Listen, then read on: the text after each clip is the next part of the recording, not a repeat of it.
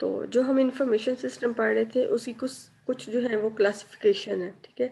Information system को आगे further divide किया गया है टू ब्रॉड कैटेगरीज में। एक है इसकी ऑपरेशनल सपोर्ट सिस्टम और एक है इसका मैनेजमेंट सपोर्ट सिस्टम, ठीक है। फिर जो ऑपरेशनल सपोर्ट सिस्टम है इसको फर्दर आगे 3 के अंदर डिवाइड कर दिया गया। तो सबसे पहले हम देख लेते हैं कि ऑपरेशनल सपोर्ट सिस्टम होते क्या हैं। हमारी ऑर्गेनाइजेशंस के अंदर जितनी भी बिजनेस ट्रांजैक्शन हो रही हैं, जितनी भी प्रोडक्शंस हो रही हैं, जितनी भी कम्युनिकेशन हो रही हैं, प्रोसेसिंग हो रही है, इंफॉर्मेशन फ्लो कर रही है, उस सब को फैसिलिटेट करने के लिए हमारे पास सिस्टम है ऑपरेशन सपोर्ट सिस्टम, ठीक है। अब ऑपरेशन सपोर्ट सिस्टम यही वाले सारे काम जो है करेगा और 3 डिफरेंट कैटेगरीज के अंदर इनको डिवाइड कर दिया गया है। फर्स्ट वन है टीपीएस, ट्रांजैक्शन प्रोसेसिंग सिस्टम। अब ट्रांजैक्शन प्रोसेसिंग सिस्टम क्या है? इसके नाम से शो हो रहा है ट्रांजैक्शन। तो आपकी ऑर्गेनाइजेशन के अंदर जो सारा ट्रांजैक्शन वाला सिलसिला है, ट्रांजैक्शन वाले काम है, मतलब अकाउंट का मॉड्यूल है, फाइनेंस का है, ह्यूमन रिसोर्स का है, इंजीनियरिंग का है, मैन्युफैक्चरिंग वाले लोग हैं, तो इनके अंदर जितनी ट्रांजैक्शंस हैं वो सारा का सारा काम कौन करेगा? ट्रांजैक्शन प्रोसेसिंग सिस्टम करेगा, ठीक है। एक दफ़ा इसको रीड आउट भी कर लेते हैं। In manufacturing organization there are several type of transaction across department, ठीक है। डिफरेंट तरह की ट्रांजैक्शंस होती हैं। Typically organization departments are sale, accounts, finance, plant, engineering, human resource and marketing, across which following transaction में occurs: sale order, sale return, cash receipt, credit sales वगैरह वगैरह, ठीक है। मीन्स के डिफरेंट आपके पास मॉड्यूल है अकाउंट, फाइनेंस, इंजीनियरिंग वगैरह के, और उस हर के अंदर क्या है? ट्रांजैक्शन होती है। जैसे सेल का मॉड्यूल ले ले तो उसके अंदर सेल ऑर्डर है, उसकी ट्रांजैक्शन है, सेल रिटर्न है, कैश ऑर्डर है, कितना आपका इन्वेंट्री जो है वो चला गया, कितना बाकी रह गया। तो ये सारी ट्रांजैक्शन को मैनेज करता है कौन सा सिस्टम? ट्रांजैक्शन प्रोसेसिंग सिस्टम, ठीक है। जितनी भी ट्रांजैक्शन होनी है उनको मैनेज करने के लिए ट्रांजैक्शन प्रोसेसिंग सिस्टम होगा। सेकंड वन है process control system. Process control system क्या करेगा कि आपकी ऑर्गेनाइजेशन के अंदर जितनी भी इंफॉर्मेशन है, जितने भी प्रोसेसेस हैं, उनको कंट्रोल करेगा, उनको मेंटेन करेगा, ठीक है। In a manufacturing organization certain decisions are made by a computer system without any manual intervention. अब वो कह रहे हैं कि प्रोसेसिंग कंट्रोल सिस्टम इसलिए बनाए जाते हैं ताकि ह्यूमन इंटरवेंशन ना हो, ठीक है। मैनुअली हमारे एम्प्लॉयज़ को डाटा एम्बेड ना करना पड़े सिस्टम के अंदर। जो भी ट्रांजैक्शन हो रही हैं, जो भी चीज़ें आ रही हैं, जा रही हैं, जितना भी हिसाब किताब है, वो सारा का सारा ऑटोमेटिकली हमारे सिस्टम खुद उनको मैनेज करें, ठीक है। उनको मॉनिटर करें कितनी चीज़ें जो है सेल आउट हो गई हैं, उनकी बेस के ऊपर इन्वेंट्री में से उनको जो है माइनस कर दें, बाकी बता दें कि इतना रह गया। तो ह्यूमन इंटरवेंशन नहीं लेनी, सारा काम जो है ऑटोमेटिकली करने के लिए, प्रोसेसिंग करने के लिए वो प्रोसेस कंट्रोल सिस्टम है। Decisions about a physical production process are automatically made by the computer through routine decisions that control operation process, ठीक है। तो मतलब वो कह रहे हैं कि जितना भी काम है वो सारा जितना भी रूटीन डिसीजंस है कि आज जो है आज की बेस के ऊपर, आज की ट्रांजैक्शंस की बेस के ऊपर ये डिसीजन करना है, ये कौन सा करना है, वो सारा ऑटोमेटिकली वहाँ पे जो है एनालाइज हो रहा हो, ठीक है। अच्छा, थर्ड वन है हमारे पास enterprise collaboration system. Enterprise collaboration system अब ये है कि ऑर्गेनाइजेशन के अंदर जितना भी कम्युनिकेशन करवाना है, इंफॉर्मेशन फ्लो करवाना है, एम्प्लॉयज़, कस्टमर, स्टेक होल्डर, उन सब के दरमियान सारी की सारी कोलैबोरेशन ये करवाएगा, एंटरप्राइज कोलैबोरेशन सिस्टम, ठीक है। In a recent time, there is more stress on a team effort or collaboration across a different functional team. ठीक है, वो कहते हैं कि सबसे ज़्यादा तो इसी चीज़ का ही प्रेशर होता है कि हमारी टीम की एफर्ट और उनके दरमियान जो है कोलैबोरेशन करवाई जाए, ताकि जो है वो पता चले एक टीम क्या काम कर रही है, दूसरे ने क्या काम करना है, ठीक है। ये ना हो कि हर कोई अपने लिहाज से लगा हुआ है, किसी को कुछ नहीं पता कि ये फाइनेंस वाले क्या कर रहे हैं, मैन्युफैक्चरिंग वाले क्या कर रहे हैं, ठीक है। अब मैन्युफैक्चरिंग वाले बना के देंगे, सेल वाले उसको सेल करेंगे, अकाउंट्स वाले उसका रिकॉर्ड अपडेट करेंगे कि इतना मनी आया है, इतना गया है, ठीक है? तो तभी इनके दरमियान कोलैबोरेशन रहेगी और प्रॉपर जो है वो टास्क परफॉर्म होंगे। अगर नहीं पता होगा तो वो हर एक काम जो है वो सही तरह से कुछ भी नहीं होगा। नेक्स्ट जो हमारे पास है वो है मैनेजमेंट सपोर्ट सिस्टम। अब ये क्या है? ये सिस्टम है जो कि ओवरऑल हमारी ऑर्गेनाइजेशन को मैनेज कर रही है, ठीक है। हर एक डिसीजन के लिए मैनेजमेंट सपोर्ट सिस्टम है।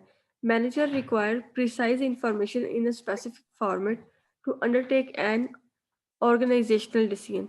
अब जब भी ऑर्गेनाइजेशन को कोई डिसीजन किया जाना है तो उसके लिए इंफॉर्मेशन रिक्वायर्ड होती है, और वो इंफॉर्मेशन इनको एक प्रॉपर फॉर्मेट में चाहिए होती है। मीन्स एक सिंगल क्लिक के ऊपर जो है ये इंफॉर्मेशन जो है दी जा रही हो, हमारे सामने आ जाए और हम उसको एक ही दफ़ा देखते हुए कोई अच्छा डिसीजन कर सकें। ये ना हो कि इंफॉर्मेशन इस तरह से आ रही है कि हमें जो है पहले वहाँ से उसको सारा रीड करना पड़ रहा है, उसको देखना पड़ रहा है, तो डिसीजन लेते ही इतना टाइम लग जाए, ठीक है। तो a system which facilitates an efficient decision making process for manager is called a management support system. अब मैनेजमेंट सपोर्ट सिस्टम आगे फर्दर जो है तीन तरह के, एक है management information system, first one.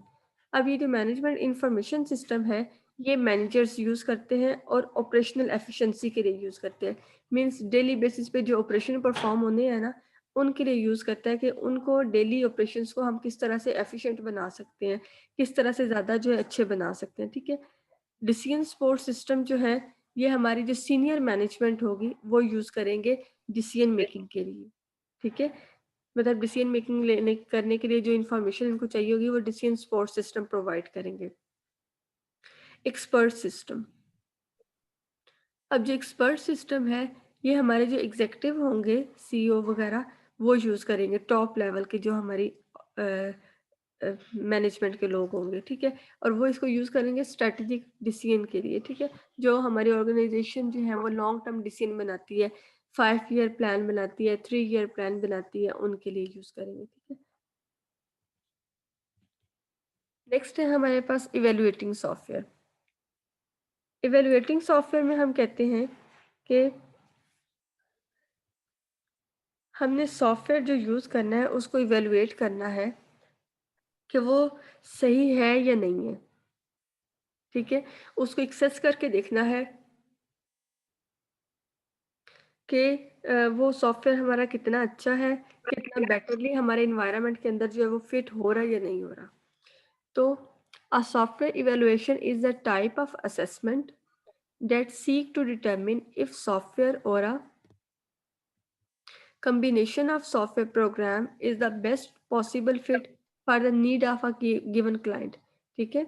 इसमें हमारे सॉफ्टवेयर या फिर सेट ऑफ सॉफ्टवेयर जो यूज़ हो रहे हैं उनको एक्सेस किया जाता है, उनकी टेस्टिंग होती है, उनकी असेसमेंट होती है, ये चेक करने के लिए क्या वो हमारी ऑर्गेनाइजेशन के लिए बेस्ट फिट है या नहीं है।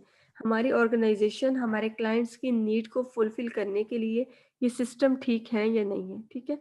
The idea is to look closely at the resource and tools provided by the software that is either currently in use or being examined as a possible addition to program already used by the client। अब यहाँ पे कहा जा रहा है कि इन सारे resources और टूल्स के अकॉर्डिंग हम अपने सॉफ्टवेयर को चेक कर लेते हैं जो पहले से हमारे सिस्टम के अंदर काम कर रहे हैं, ठीक है। जो पहले से सिस्टम यूज़ हो रहे हैं, टूल्स यूज़ हो रहे हैं, उनके साथ उनको चेक कर लिया जाता है कि उनके लिए वो ठीक काम कर रहे हैं या इनके अंदर हमें कोई एडिशन करना पड़ेगा या हमें कुछ ना कुछ इनके अंदर मॉडिफिकेशन करनी पड़ेगी, ठीक है। अच्छा, उसके अलावा सॉफ्टवेयर के साथ ये भी चेक कर लिया जाता है कि हम जो हमारे सॉफ्टवेयर पहले से ऑलरेडी हमारे सिस्टम के अंदर यूज़ हो रहे हैं, उनके साथ नया सॉफ्टवेयर जो हम ऐड करने जा रहे हैं, वो कंपैटिबल है या नहीं है, ठीक है। ये ना हो कि नया सॉफ्टवेयर हम लेके इंस्टॉल कर लें अपनी ऑर्गेनाइजेशन के अंदर और जो पहले से काम कर रहे हैं उनके साथ कंपैटिबिलिटी ना हो, वो उसकी वजह से न्यू की वजह से पुराने वाले भी काम करना सही तरह से काम ना करें, ठीक है। तो पुराने वाले सॉफ्टवेयर के साथ भी देख लिया जाता है। उसके अलावा जो हमारे हार्डवेयर रिसोर्सेज पहले से यूज़ हो रहे हैं, उनके साथ भी चेक कर लिया जाता है कि क्या उन हार्डवेयर रिसोर्सेज के लिए वो सॉफ्टवेयर कंपैटिबल है या नहीं है, ठीक है।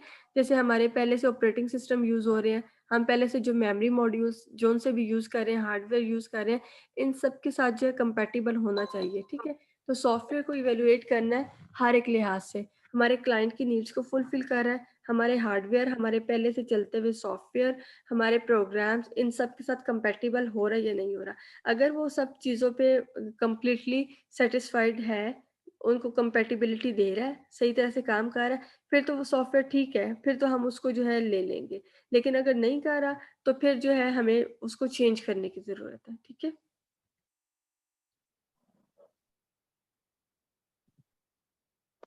अच्छा, ये वाली स्लाइड के अंदर यही लिखा हुआ है जो मैंने आपको बताया। नेक्स्ट है हमारे पास मेक और बाय। मेक और बाय जो है ये एक डिसीजन है। मतलब इसके अंदर हमें ये देखना होता है कि हमने जो सॉफ्टवेयर बनाना है, वो जो हमें सॉफ्टवेयर चाहिए है, वो सॉफ्टवेयर हम खुद बनाएं अपनी ऑर्गेनाइजेशन के अंदर, या फिर हम किसी दूसरे से बनवा लें, मतलब किसी और ऑर्गेनाइजेशन से बनवा लें, थर्ड पार्टी से जो है वो आउटसोर्स कर लें, ठीक है? तो ये डिसीजन होता है मेक और बाय। मेक मीन्स खुद बनाना है हमने, या बाय करना है, या किसी दूसरे से बनवाना है। तो ये एक बड़ा इम्पोर्टेंट, बड़ा स्ट्रेटेजिक टाइप का डिसीजन होता है लेने वाला, ठीक है? और ये हर एक इंसान नहीं ले सकता। ऑर्गेनाइजेशन की बड़ी हाई जो मैनेजमेंट होती है, वो इस डिसीजन को लेती है, और उसके अलावा इसको लेने के लिए सारी की सारी जो ऑर्गेनाइजेशन की कंडीशन है उसको देखा जाता है, और फिर उसके बाद ये डिसीजन लिया जाता है कि हम इसको इंटरनली इन हाउस बना लें, या फिर इसको आउटसोर्स कर लें किसी और सप्लायर वगैरह से, ठीक है? अच्छा, अब देख लेते हैं the buy side of the decision also is refer to as outsourcing, ठीक है? हम जब दूसरों से बनवाते हैं तो हम क्या कहते हैं, हम आउटसोर्स कर रहे हैं। मेक और buy decision usually arise when a firm that has developed a product having trouble with current supplier और हैज डिमिनिशिंग कैपेसिटी और चेन डिमांड, ठीक है? अब हम कहते हैं कि ऐसा हो सकता है कि अगर हम आउटसोर्स कर रहे हैं, तो हो सकता है हमारे करंट जो सप्लायर्स हैं, उनमें मसला हो, या फिर हमारी ऑर्गेनाइजेशन की जो कैपेसिटी है वो इतनी ना हो इस टाइम पे, ठीक है, कि हम लोग खुद से बना सके, या फिर मार्केट की डिमांड्स जो हैं वो तेज़ी से बढ़ रही है, और हम इस काबिल नहीं है कि हम फ़ौरन से उसको फुलफ़िल कर सकें, और हम उसको जो है वो आउटसोर्स कर लेते हैं। या फिर इसके अलावा और भी डिफरेंट रीज़न्स हो सकती हैं जो हम आगे अभी देखेंगे। मेक और buy analysis is conducted at the strategic and operational level, ठीक है? अब ये जो डिसीजन करना है, ये स्ट्रैटेजिक और ऑपरेशनल लेवल के लोग करेंगे, ठीक है? डेली ऑपरेशन वाले लोग इस डिसीजन को नहीं कर सकते हैं। Obviously the strategic level is the more long range of the two. Variable considered at the strategic level include analysis of the future, ठीक है? अब वो कहते हैं कि जब हम ये डिसीजन कर रहे हैं कि मेक और बाय, तो उसके लिए हम analysis of the future, future के ट्रेंड्स को देखेंगे, वो किस तरह के आ रहे हैं, as well as the current environment, ठीक है? करंट इन्वायरमेंट देखेंगे, हमारी ऑर्गेनाइजेशन क्या काम कर रही है, मार्केटिंग के इस टाइम ट्रेंड्स क्या चल रहे हैं, फ्यूचर के अंदर क्या डिमांड्स इंक्रीज होने वाली हैं, ठीक है? उसके अलावा और गवर्नमेंट रेगुलेशंस देखेंगे कि गवर्नमेंट के रूल्स रेगुलेशन जो पॉलिसीज वगैरह वो देखेंगे, ठीक है? इन सारी चीज़ों को देख के फिर ये डिसीजन किया जाता है कि हम इन हाउस बनाएं या फिर आउटसोर्स कर लें। अब यहाँ पे कुछ रीजंस दी गई हैं कि हम वो कौन सी रीजंस हैं जिनकी वजह से हम खुद बनाते हैं या फिर आउटसोर्स करते हैं। अब तो ये यहाँ पे है रीजंस फॉर मेकिंग, अगर हम खुद बना रहे हैं तो उनके लिए कौन कौन सी रीजंस हो सकती हैं। कॉस्ट कंसर्न हो सकता है, ठीक है? सबसे पहले कॉस्ट का हो सकता है, हम कहते हैं नहीं हम खुद ही बना लेंगे जितनी हमारे पास कॉस्ट है उसके अकॉर्डिंग, ठीक है? Desire to expand the manufacturing focus, हम कहते हैं नहीं हम खुद बनाएंगे, हम अपनी मैन्युफैक्चरिंग को खुद इंक्रीज करेंगे, ठीक है? इसके ऊपर फोकस करेंगे। Need of direct control over a product, ठीक है? खुद बनाएंगे तो हमारा डायरेक्ट कंट्रोल रहेगा उस प्रोडक्ट के ऊपर। इंटेलेक्चुअल प्रॉपर्टी कंसर्न, ठीक है? फिर जो हमारे इंटेलेक्चुअल प्रॉपर्टी यूज हुई है, मीन्स हमारे जो आइडियाज यूज होंगे, उनसे रिलेटेड हमें कंसर्न होता है। क्वालिटी कंट्रोल कंसर्न होता है, ठीक है, कि हम इसकी क्वालिटी वगैरह को खुद से मेंटेन करते रहे। रिडक्शन ऑफ लॉजिस्टिक कॉस्ट, ठीक है, मतलब अगर हम बाहर से बनवाएंगे, आउटसोर्स करेंगे तो उसकी शिपिंग के अंदर कॉस्ट लगेगी, उसका कंसर्न होता है कि वो हम खुद से बना लें तो वो बच जाएगी। To maintain a backup source, अगर हम कहते हैं कि हमने खुद बनाना है और साथ में इसका बैकअप भी मेंटेन करना है, ठीक है, ये रीज़न हो सकती है। या फिर कोई ऑर्गेनाइजेशन गवर्नमेंट इन्वायरमेंटल वगैरह रीज़न हो सकती है जिसकी वजह से हम कहते हैं कि हम खुद ही बना लेंगे। ऑर्गेनाइजेशनल प्राइड कि अगर हम खुद बनाएंगे तो इस प्रोडक्ट के पे हमारा अपना नाम होगा, ठीक है, वो बात आ जाती है। और सिक्रेसी आ जाती है कि हमारे आइडियाज़ वगैरह कोई और ना ले, ठीक है। तो ये सारी रीजंस आ जाती हैं जिसकी वजह से हम कहते हैं कि ऑर्गेनाइजेशन खुद जो है प्रेफर करती है खुद से बनाना। फिर रीजंस फॉर बाइंग है, ठीक है, कि अगर हम आउटसोर्स करते हैं तो उसके लिए क्या रीजंस हो सकती हैं। लैक ऑफ टेक्निकल एक्सपीरियंस, हो सकता है हमारी ऑर्गेनाइजेशन के पास इतनी टेक्निकल स्किल्स ना हो, ठीक है। Lack of expertise, cost consideration, ठीक है, ये भी हो सकता है कि अगर हम आउटसोर्स करें तो लेस कॉस्ट हमें पे करनी पड़े, और अगर खुद बनाए तो उसके लिए क्या है, बहुत सारे एक्सपेंस हो जाए, हमें जो है सारा हार्डवेयर दोबारा लेना पड़े, डिफरेंट जो उसके लिए इंस्टॉलेशन है वो करवानी पड़े, ठीक है। तो insufficient capacity to produce in house, capacity ही ना हो, ठीक है। ब्रांड प्रेफरेंस, हम कहते हो कि हम किसी अच्छे ब्रांड से आउटसोर्स कर लें, ठीक है, माइक्रोसॉफ्ट वालों का हम जो है वो बनवा लें इस तरह से। और स्ट्रेटेजिक पार्टनरशिप, ठीक है, या फिर आपके बिजनेस की पार्टनरशिप वगैरह है तो उसके लिहाज से आप बनवा लेते हैं। तो इन सारे फैक्टर्स को कंसीडर करके फिर हम लोग जो है डिसाइड करते हैं कि बाय करना है या मेकिंग की तरफ आना है।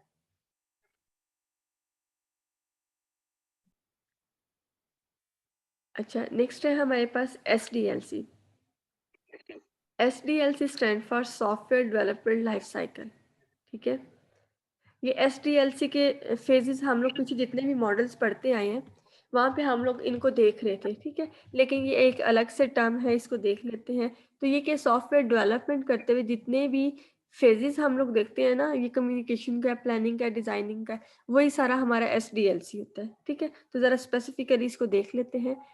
SDLC is a process which defines the various stages involved in the development of the software for delivering the high quality product in a systematic or organized and disciplined manner, ठीक है। SDLC software development life cycle, ये set of steps होते हैं जिनको हम लोग follow करते हैं, और अगर इनको फॉलो करते हैं तो इसका एट द एंड बड़ा हाई क्वालिटेटिव हमारे पास प्रोडक्ट बनता है, ठीक है। एक बड़ा डिसिप्लिन्ड ऑर्गेनाइज्ड जो है वो प्रोडक्ट बनता है। अगर हम सेट ऑफ स्टेप्स को फॉलो नहीं करते, खुद से ही बनाते जाते हैं, मतलब कोई डिजाइनिंग नहीं है, कोई प्लानिंग नहीं है, डायरेक्ट किसी से पूछा और बनाना स्टार्ट कर दिया, तो एट द एंड फिर बहुत सारी प्रॉब्लम्स जो है वो आ जाती हैं, ठीक है। तो ये हमारे पास SDLC के फेजेस हैं। यहाँ से स्टार्ट हो रहा है रिक्वायरमेंट गैदरिंग एंड एनालिसिस, ठीक है, रिक्वायरमेंट्स हम लोग लेते हैं, देन डिजाइनिंग, डिजाइनिंग के बाद आ जाता है इम्प्लीमेंटेशन एंड कोडिंग, कोडिंग के बाद टेस्टिंग, फिर डिप्लॉयमेंट और फिर मेंटेनेंस, ठीक है। जो पहले हम लोग फेजेस पढ़ते आ रहे हैं वही वाले फेजेस हैं SDLC के, ठीक है। तो ये वाले फेजेस हैं जिनको हम लोग फॉलो करते हैं, और फिर इनको फॉलो करते हुए एट द एंड एक अच्छी चीज़ ही हमारे पास आ जाती है। अब यहाँ पे SDLC के फेजेस को जो है थोड़ा सा डिस्क्राइब किया गया है, इनको देख लेते हैं। ज़्यादा डिटेल की ज़रूरत तो नहीं है, लेकिन रिक्वायरमेंट गैदरिंग एंड एनालिसिस, इसके अंदर क्या है हमारे पास, हम लोग पहले भी फर्स्ट और सेकंड लेक्चर के अंदर इसकी बात की थी कि रिक्वायरमेंट गैदरिंग मींस रिक्वायरमेंट्स को इकट्ठा करना, ठीक है।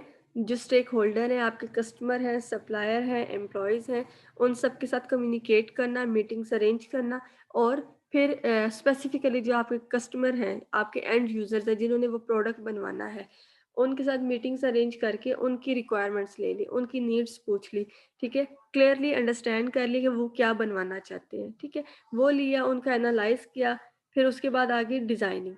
डिज़ाइनिंग के अंदर क्या है, डिज़ाइनिंग के अंदर एक तो हम इसकी स्केचिंग स्टार्ट कर देते हैं कि ये किस तरह से बनेगा, ठीक है। साथ में ये है इसकी डॉक्यूमेंटेशन मेंटेन करने लग जाते हैं, ताकि डॉक्यूमेंट साथ में मेंटेन करना बड़ा इंपॉर्टेंट होता है, ताकि जब आप एंड यूज़र को डिलीवर करते हैं ना अपना प्रोडक्ट, तो अगर उसको कोई चीज़ नहीं भी समझ आ रही तो वो मैनुअल से रीड करके देख लेता है कि इस ऑप्शन का क्या मतलब है, या फिर इसके बाद क्या करना है, या जो भी इंस्ट्रक्शन है, ठीक है। तो डिज़ाइनिंग होगी, डिज़ाइनिंग के बाद जो है इम्प्लीमेंटेशन और कोडिंग की तरफ आ गई, ठीक है। आपने इम्प्लीमेंटेशन की और ठीक है उसकी कोडिंग जो है वो स्टार्ट कर दी, मॉड्यूल्स जो हैं वो बना लिए, उसका आउटसोर्स जो है वो रेडी कर लिया। उसके बाद आ गई टेस्टिंग। अब जो आपने इम्प्लीमेंटेशन की उसकी टेस्टिंग आ गई। टेस्टिंग जो है वो हर एक फेज की करनी चाहिए। मीन्स टेस्टिंग आप ये कह लें कि जब आप एक सेपरेट मॉड्यूल बनाते हैं तो उसकी हम लोग टेस्टिंग कर लेते हैं। उन सिंगल मॉड्यूल की टेस्टिंग को हम लोग यूनिट टेस्टिंग कहते हैं, ठीक है। यूनिट टेस्टिंग कि एक यूनिट बनाया उसकी टेस्टिंग कर ली, दूसरा यूनिट बनाया उसकी टेस्टिंग कर ली, और फिर एट द एंड जब उन सारे यूनिट्स मॉड्यूल को हम लोग इंटीग्रेट करते हैं तो फिर ओवरऑल सिस्टम टेस्टिंग होती है, ठीक है, वो कर लेते हैं। ये टेस्टिंग अभी हम लोगों ने पढ़नी है डिफरेंट टाइप की, तो ये सारी टेस्टिंग जो वो कर ली जाती है। ब्लैक बॉक्स टेस्टिंग है, वाइट बॉक्स टेस्टिंग है, सैंडविच है, डिफरेंट किस्म की है, ठीक है। अच्छा, डिप्लॉयमेंट के अंदर क्या होता है कि हम अपना प्रोडक्ट जो है एंड यूज़र को डिलीवर कर देते हैं, ठीक है। उसके इन्वायरमेंट के अंदर जाके उस सॉफ्टवेयर को, उस प्रोडक्ट को इंस्टॉल कर देते हैं ताकि वो जो है उसको यूज़ करे और फिर फीडबैक दे के वो उसके अंदर कोई प्रॉब्लम है नहीं है उसको यूज़ करना स्टार्ट कर दे, ठीक है। उसके बाद है मेंटेनेंस। मेंटेनेंस के अंदर क्या चीज़ आ जाती है कि जब डिप्लॉय कर दिया उसके बाद सारा फेज मेंटेनेंस का, ठीक है। जब तक वो सॉफ्टवेयर चलता रहेगा, यूज़ होता रहेगा, साथ साथ जो है उसकी मेंटेनेंस चलती रहेगी। जब भी कोई प्रॉब्लम आएगी उसको करेक्ट कर लिया जाएगा, ठीक है। तो ये एसडीएलसी के कुछ फेजेस से जो हम लोगों ने पढ़ लिए हैं। नेक्स्ट है हमारे पास सिस्टम प्लानिंग।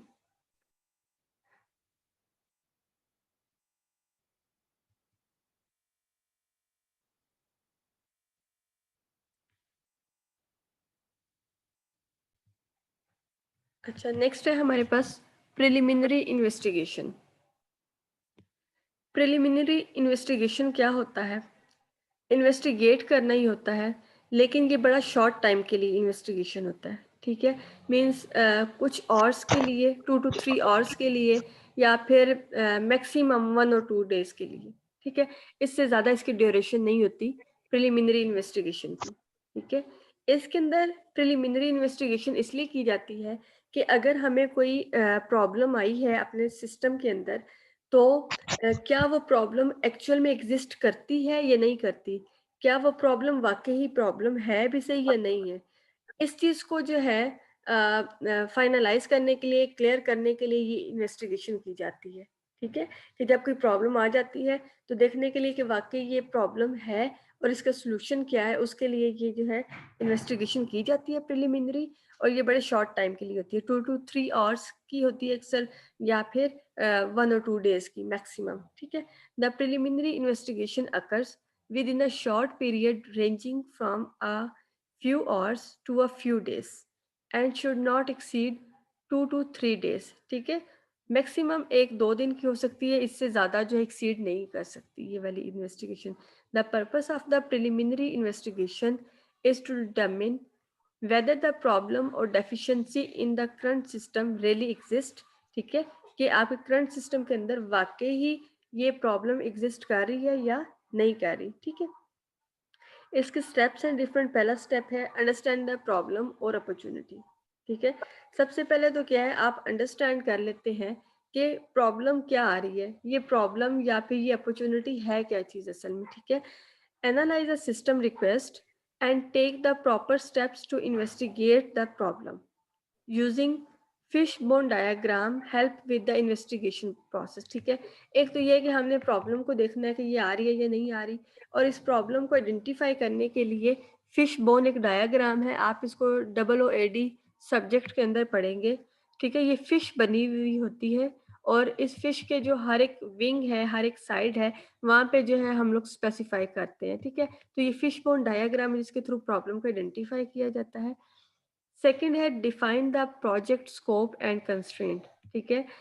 फिर यहाँ पे डिफाइन किया जाता है कि आपका प्रोजेक्ट का स्कोप क्या है, आपके सिस्टम की बाउंड्री क्या है, सिस्टम की लिमिटेशंस क्या है, कौन से वो काम है जो उसने करने हैं, और जो कौन से वो काम है जो उसने नहीं करने, और अगर उसने करने हैं जो उनसे काम, तो उसके लिए कंस्ट्रेंट क्या है, ठीक है, कौन सी रिस्ट्रिक्शंस उस पर लगाई गई हैं, ठीक है। तो ये चेक कर लिया जाता है सिस्टम के अंदर what must do, should do, could do and want to, ठीक है, कि सिस्टम ने क्या लाजमी करना है, क्या करना चाहिए, क्या नहीं कर सकता, क्या नहीं करेगा। इस तरह से हर एक उसकी जो रिक्वायरमेंट है उसको सेपरेट कर लिया जाता है, ठीक है, जिससे हमें पता चल जाता है कि हमारा सिस्टम ये काम करेगा, ये नहीं करेगा, ये इसके ऊपर कंस्ट्रेंट है, ये इसकी लिमिटेशंस है। ठीक है, तो हमें वो क्लियरली डिफाइन हो जाएगा कि सबसे पहले हमारा सिस्टम है क्या चीज़। Third one is perform fact finding. ठीक है, फिर फैक्ट फाइंडिंग जो है डिफरेंट टेक्निक्स है उनको अप्लाई कर लिया जाता है। मीन्स क्या, फिर डाटा कलेक्ट किया जाता है कि हमारे यूज़र्स की नीड क्या थी, क्या हमारा सिस्टम उसी अकॉर्डिंग बना हुआ है या नहीं बना हुआ। ठीक है, तो उसके लिए फैक्ट फाइंडिंग के लिए इंटरव्यूज़ कर लिए जाते हैं, सर्वे जो है वो कंडक्ट करवा लिए जाते हैं, इन्वायरमेंटल स्टडी है वो कर ली जाती है। तो उस इन सब वे से जो है वो फाइंड कर लिया जाता है। ठीक है, कि फैक्ट्स क्या है। Compiling and analysing the data collected, फिर ये डाटा हमने कलेक्ट कर लिया है उसको कंपाइल किया जाता है, उसको एनालाइज किया जाता है। ठीक है, उसकी कॉस्ट, उसका टाइम, उसका बेनिफिट, सारी चीज़ें डिस्कस कर ली जाती हैं, देख ली जाती हैं कि ये सारी चीज़ें जो हैं वो ठीक हैं या नहीं है। ठीक है, नेक्स्ट है इवेलुएट फिजिबिलिटी। अब फिजिबिलिटी क्या है, जब हमने सारा कुछ देख लिया, हमारा सिस्टम की ये बाउंड्री थी, कस्टमर की ये नीड्स थी, फिर उनका कॉस्ट बेनिफिट एनालिसिस, ये सारी चीज़ें देख ली, फिर फिजिबिलिटी स्टडी। फिजिबिलिटी क्या होता है कि इन सारी चीज़ों को सामने रख के, सोच के, देख के हम ये डिसाइड करते हैं कि ये सिस्टम हमारे लिए फिजिबल है या नहीं है, इस सिस्टम को आगे प्रोसीड करना चाहिए या इसको यहीं पे क्विट कर देना चाहिए। तो ये होती है फिजिबिलिटी। ठीक है, तो फिर हम इस सारे के बाद ये देख लेते हैं कि ये सिस्टम वर्थी है आगे प्रोसीड करना या इसको यहीं पे ख़त्म कर देना चाहिए। ये डिसीजन होने के बाद present recommendation to the management. ठीक है, एट द एंड फिर जो आपने सारी इन्फॉर्मेशन गैदर की हुई है वो आप अपनी मैनेजमेंट को जो डिस्प्ले कर देते हैं और फिर उसकी बेस के ऊपर जो है फाइनल जो डिसीजन है वो हो जाता है। तो ये 6 स्टेप्स थे प्रिलिमिनरी इन्वेस्टिगेशन के। ठीक है, बड़ी शॉर्ट सी इन्वेस्टिगेशन होती है, ये की जाती है। अच्छा, आगे हमारे पास सॉट एनालिसिस। सॉट एनालिसिस क्या होता है, SWOT stand for strength, weaknesses, opportunity and threats. ये एक न्यू वे है जिससे आप अपनी ऑर्गेनाइजेशन को एनालाइज करते हैं, अपने सिस्टम को एनालाइज करते हैं। ठीक है, इसके अंदर जो है ये जो 4 टर्म्स बताई हुई हैं, इसके थ्रू आप अपनी ऑर्गेनाइजेशन की स्ट्रेंथ जो है उसको फाइंड कर लेते हैं कि आपके सिस्टम की स्ट्रेंथ क्या है, आपके सिस्टम की वीकनेसेस कौन सी है, आपके सिस्टम की अपॉर्चुनिटीज कौन सी है। ठीक है, जिन अपॉर्चुनिटीज को वो अवेल करके जो है फायदा ले सकता है, और आपके सिस्टम को थ्रेट्स क्या है। ठीक है, मतलब डिफरेंट वेज हैं, हम लोग अपने सिस्टम को एनालाइज पहले भी करते आ रहे हैं, ऑर्गेनाइजेशंस करती हैं, लेकिन ये सॉट एनालिसिस के थ्रू जब हमें ये 4 चीज़ें पता चल जाती हैं ना, हमारे सिस्टम की वीकनेसेस और स्ट्रेंथ क्या है, तो फिर हम उसके अकॉर्डिंग ज़रा बेटर डिसीजन जो है वो ले सकते हैं। ठीक है,